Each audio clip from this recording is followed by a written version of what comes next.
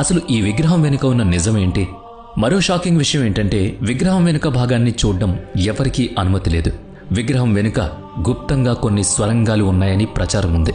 1937లో ఒక యువ పూజారి విగ్రహం వెనక్కి వెళ్లారట. అక్కడ ఆయన చూసిన దృశ్యం ఆయన్ను షాక్కి గురిచేసింది. అసలు అక్కడ ఏముంది?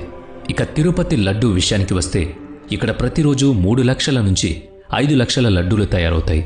విచిత్రం ఏంటంటే అన్ని లడ్డూల రుచి, బరువు 1 గ్రామ్ కూడా తేడా ఉండదు, సమానంగా ఉంటాయి. కానీ మీకు తెలుసా, ఈ లడ్డూ తయారీకి ఆలయానికి వాడే ప్రతి వస్తువు ఆలయానికి 23 కిలోమీటర్ల దూరంలో ఉన్న ఒక రహస్య గ్రామం నుంచి వస్తుంది. ఆ గ్రామంలోకి బయట వ్యక్తులకు ప్రవేశం లేదు.